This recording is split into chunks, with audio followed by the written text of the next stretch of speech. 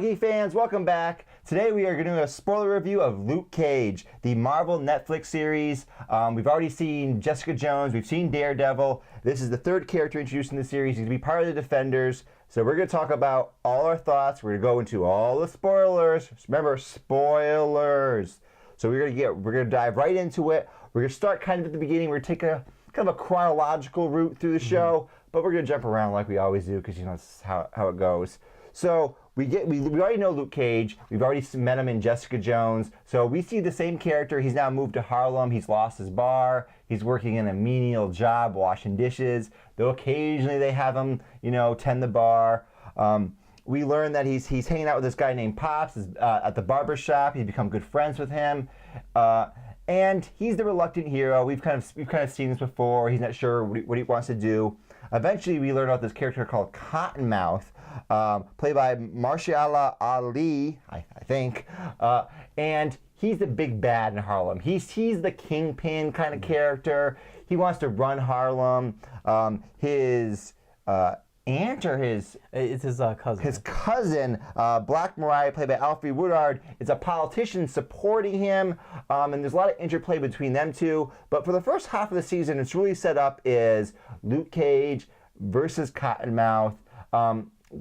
What did you think of this world? What did you think of diving into the first few episodes? Okay, well, the first few episodes I thought were okay, specifically the first and second episode, because I feel like those episodes were kind of, just setting everything up, but they were also kind of like the filler episodes, I thought, because, usually a lot of these Netflix series, they have 13 episodes, and they're a little bit too long, so there's 2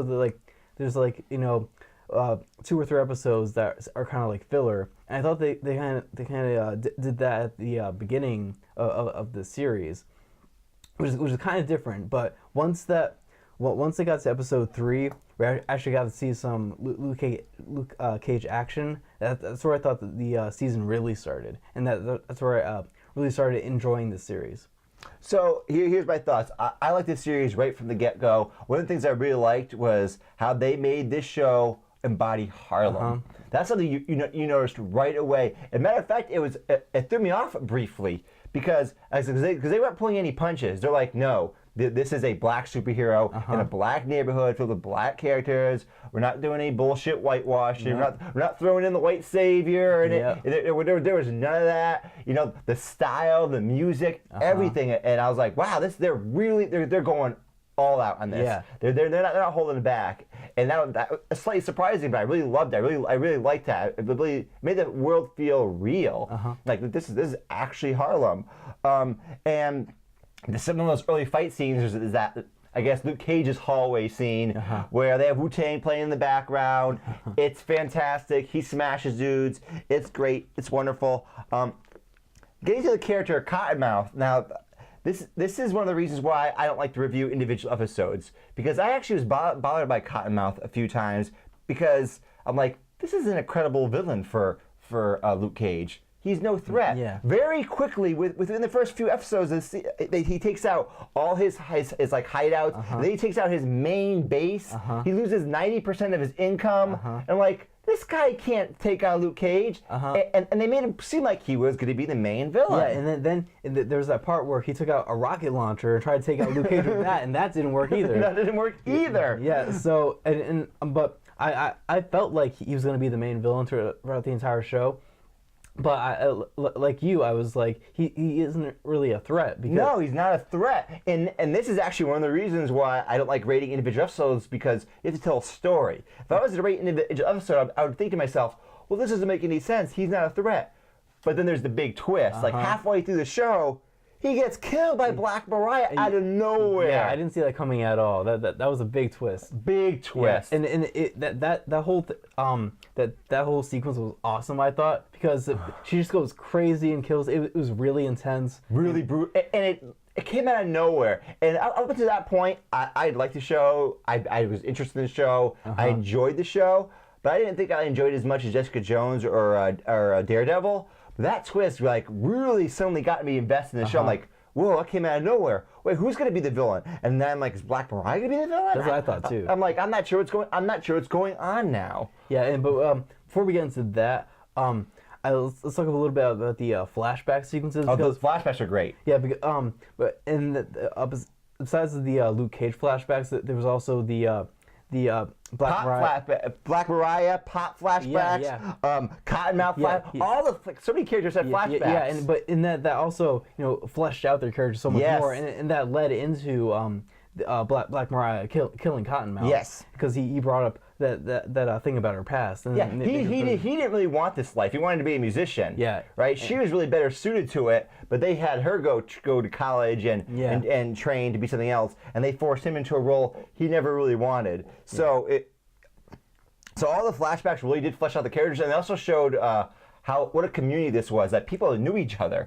Like Pops, they showed Pops. I thought it was great when they showed Pops back in like the early 80s with the big gold chain, right? I mean, they had the fashion spot on, they had the music spot on, and then the Luke Cage flashbacks, we learned his origins. Yeah, I really liked the Luke Cage flashbacks because it showed him in prison learning how to fight, learning how to be more of a physical presence. Yes. And then of course he gets beaten by Shades and one other guy, and then he's dying, and then the scientist tries to heal him with that thing, which in the comics is more of like a recreation of the super soldier serum. But okay. They didn't mention that here, but then that cop comes in, tries to kill Luke Cage.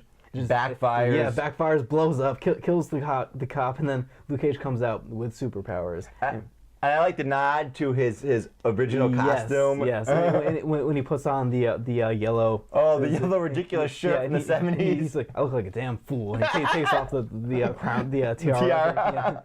But and I really liked that whole thing because it literally felt like a 1970s blaxploitation film. You're right. It did feel like that. I mean, they had the southern characters being like really over the top, hamming it up. Boy, you gonna fight for me? Yeah. I mean, it was really over the top, but it felt appropriate. Yeah, and I really liked how he would constantly say like Holy Christmas. And, Sweet Christmas. Yeah, and then he punches the hole through the wall when he gets his powers. That really felt like the 1970s blaxploitation era right there. But and then we learned that I totally forgot about this. I had to make this connection at all. That his therapist in prison. Yep. She's the character that the Purple Man kills in Jessica Jones. That the character that do you remember her? She was in Jessica Jones. She was under his influence at the same time that Jessica Jones was. No, I did not make that connection. Yeah, I didn't realize that at all. And then I read it somewhere. I was like, holy shit! But that was a really good connection there. They had a lot of interesting connections. They had another connection with Jessica Jones, and they had Trish Talk, I think that's what it was called, the radio host. They had her in one of the episodes because one thing that comes out with Luke Cage becoming a vigilante is, what's his role in Harlem, right? Because there's this idea that, hey, we have a black man who can't be shot. He's immune to bullets, right? Being shot by white cops. They talk about a lot of current themes. I was really surprised how they mentioned Black Lives Matters, and they mentioned a lot of these current movements. I'm like, I'm surprised they're really getting this political about it. I really liked it. The world felt alive. There's another storyline going on. Early on, Luke Cage meets Misty Knight, who's a cop. We later learn that her partner is crooked, and he's working for another character we're going to talk about in a moment. And there's this relationship and tension with her, and then we get introduced to Night Nurse Claire Temple, played by Rosario Dawkins. Another relationship for Luke Cage to have. But let's move a little forward onto it, because there's a big shift in the show. Once Cottonmouth is eliminated as a villain, at first it seems like Black Mariah might play that role. But then, I forget what episode it was, 7 or 8, I don't recall. Out of nowhere, another character gets introduced, and we learn that he's Diamondback. Played by Eric LeRae Harvey. He's also in Boardwalk Empire, and he turns into the main villain of the show. What did you think about Diamondback? At first, I really liked him because he was more of the Kingpin character that could go up against Luke Cage, because he had the firepower. Right. He had all the weapons that Cottonmouth wanted. So he was able to. He had these special drilling explosive bullets that actually penetrate Luke Cage. damage him internally. So I really liked when he got introduced, and I like that part where he's like, "Can you dig it?" from the Warriors, and then Luke Cage was like, "The Warriors, what the fuck?" but overall, his character was good, but he was at times he was a little over the top, I thought. That's what I felt. I felt at times he broke the Netflix Marvel Universe groundedness. He hammed it up too much, and then I guess we should get to the final episode where. Apparently this is out of the comic book, but I did not care for that costume. Yeah. So in the end, he's been battling Luke Cage. He's been losing. Well, he decides to go. Well, I have my own equipment. So he puts on this ridiculous suit with his power fist. And it might have an arc reactor. I'm not sure, but it looks ridiculous. Yeah, and in all of that, this is just a little thing. What was a reference to Justin Hammer from Iron Man. He was the like main villain, I guess, from Iron Man 2, but we all want to forget about that. Put out of your mind. But yeah, I remember when he first put on the suit, I was like, oh, cool, it's like right out of the comic books. Then he was fighting it, and I was like, this is a little ridiculous. I'm not really into that this much. So the final fight scene I thought was a big letdown. They're fighting in front of a crowd, and Luke Cage is a little slow. He's not the fastest guy around. Yeah. And like in Jessica Jones, they really played into that, and they did play into it here, where sometimes like a bunch of guys would jump on him. He's like, oh, he wasn't very fast, but he was strong. But in that last fight scene, the other guy wasn't very fast either. Yeah. Diamondback was also kind of slow moving. Yeah. So at times I'm watching this fight, I'm like, this is weird. It's like they're not moving fast enough. Yeah. It's just weird and awkward. I think they had a hard time figuring out how to make this big, awesome superhero fight scene for a character like Luke Cage. And I think that they had the right idea, but that how they played out the final fight scene wasn't a good idea. Yeah, it's just who plays Luke Cage? Mike Coulter. I mean, he's a big, strong dude. But he's 40 years old now. He's not the fastest guy around, and sometimes I think the camera was on him a little too much. They could have used some more creative cutting and editing, because there's a few times where it's like he's holding someone, he's like kneeing them or punching them, like. Yeah, this is really kind of slow motion here. I think they could have choreographed the fight scenes a little better. Yeah, too. Like have him do something more than just punching. Yeah, lick it a little tighter. And that last fight scene is when they did what they often do. They put up another character against them with similar powers. Because at the end, Diamondback with the suit, it's kind of just like Luke Cage. Yeah, but they were just kind of slowly slugging it out, and at one point Diamondback's punching him over and over again. I'm like, yep. But let's put that aside. Overall, I really enjoyed the atmosphere, the world building. I like Luke Cage as a character. I think there's a lot of good stuff that they've seeded for future episodes. And here's one thing I was very surprised by.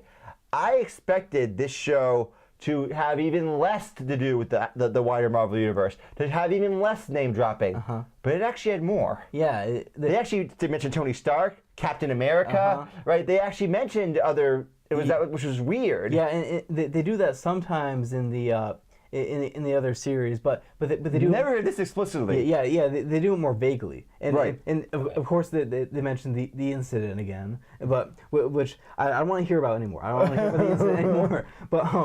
But I did not expect him to say Captain America or Tony Stark. I didn't expect him to say that. I know, and they had and they like I said before they had Hammer Tech too. Yeah, and they only like vaguely did one thing where that guy that was selling the incident tapes, he was like the blonde guy with the hammer, and then the big green dot. Yeah, right. That's what they've done normally in the Netflix shows. They did those vague references.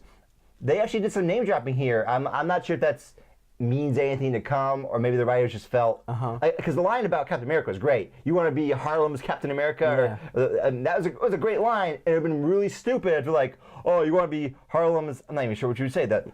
Like the red, white, and blue guy. Yeah, I mean, it would be so dumb. It wouldn't make any sense. So you have to use his name. Yeah, and The only thing I don't get is if this is supposed to take place around the same time as all the movies, why did they do anything with the Sokovia Accords? Because he's a known metahuman. He puts his name out there. Yeah, he's out there. Yeah. He's on the news. People know who he is. But we don't know when exactly this takes place. But I think it's supposed to take place around the same time as the movies. But it's not really a big deal because he also has to go to prison now because he gets arrested at the end of the show, which I'm sure he'll quickly get out of. Yes, we'll find out. Another thing I liked about the show is that it made it feel more real, like a real place. They had other characters that we know, or I shouldn't say characters, real people. They had Method Man. Yeah. Right? That was so for the scene with Method Man, and they had real musicians. Yeah. Real classic musicians playing in Cottonmouth's bar. Yeah. I wanted to say that I really like. This is like the only Marvel property where I can say I love the music, because the music in all the other movies and TV shows is just really forgettable. It tends to be generic. Yeah, right. But I love the theme music for the show because it really fits the show, right? It matches it so well, and it matches different generations. So you see with Cottonmouth, he has some of these older blues artists and jazz artists on the show, and then you see some newer people. And then they're even on that radio show, Sway's radio show. I mean, it's really good stuff. Yeah, I really like seeing pretty much a new music act pretty much every episode in Cottonmouth's bar. And they got the guy from Tribe Called Quest, I can't remember the name, to do some of the original music for the show. Yeah. So everything, it just feels great. Harlem feels great. They nailed the show where they actually made black characters be the heroes and villains. They pretty much encompass all the roles. There were other characters, of course, of other races, but they really nailed that theme. I thought that was fantastic. I was a little disappointed by Diamondback. Yeah, he got a little over the top at the end, and the suit was a little ridiculous. And as always, I felt the show should have been 10 episodes, not 13. There's a few parts where it kind of drags. Yeah. Specifically before Pop dies, and then after, when he has to get that baseball ring back or whatever that got stolen from that girl. That was total filler. Yeah, you're right. Another filler, but still, I like the show. Now we usually rate seasons on a ABCDC scale. So, Cobb, what are you rating this? I'm gonna give Luke Cage a solid B. I thought it was. Like you said, it had great atmosphere, great characters, but some of the characters, though, they just didn't really fit in there. They were too over the top. I also didn't care much for Shades either. He was kind of annoying. Yeah, he spoke in the same volume the entire show. And I never was convinced that he was a threat. Yeah. So Diamondback, I was convinced he was a threat. He just was a little over the top. Yeah. So it also had great world building and world connecting too. Yeah, so for the world building, for the key actors in it, Mike Coulter, Rosario Dawkins, Marshawn Ali, Alfie Woodard, for those characters, really good stuff. They set up the universe, they moved it forward, but there's some stumbles there with the villains, some other minor issues. I'm also gonna give it a B. I think I liked Luke Cage. I think I like Jessica Jones and Daredevil a little bit more. I thought they was a little bit more on point, though they still had some of the dragging aspects. But I still like Luke Cage. It's still really good stuff, and I almost want to get a B+. I have to really think about it because the world was so, it really stuck out compared to the other shows. It really felt Harlem was a character. Like Hell's Kitchen isn't really much of a character. I don't even know where the hell Jessica Jones is. She's in Hell's Kitchen. I don't even know. But right. It's not really a character, so a lot of good stuff. If you like the other Netflix shows, you're gonna like this. It's gonna be amazing, and of course you gotta watch it because everything's interconnected. Yes. He's gonna be in the Defenders. It's gonna be completely awesome. That's when he's gonna get out of jail. All right then. I'm Shay Gersh. Jake Does Hells. We mean Geeks of the Movies. Bang. Doesn't work in Bulletproof.